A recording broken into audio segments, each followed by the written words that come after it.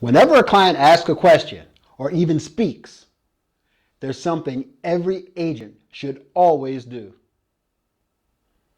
Before I break this down, we'll first need to look into the mind of typical agent.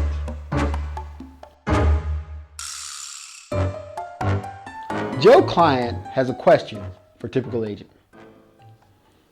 Should I get my property surveyed so that I'll know where the property lines are?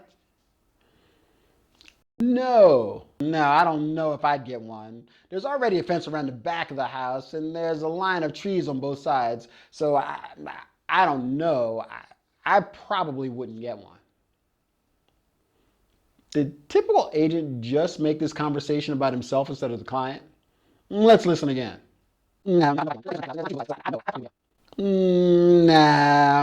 I don't know if I'd get one. There's already a fence around the back of the house and there's a line of trees on both sides, so I don't know.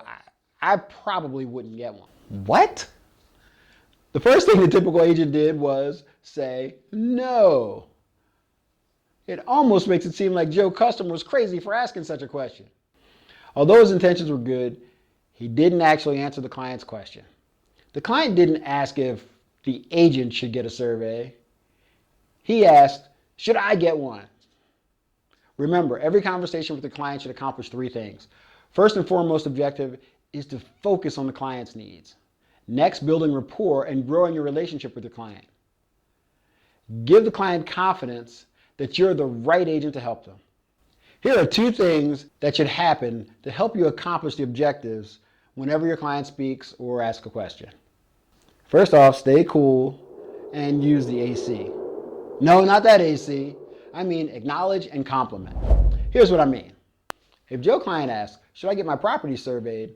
The first thing to do is acknowledge what they said by saying something like, a property survey? Yeah, that could be very important. Man, it's smart to think about these things early so we don't have any surprises later on.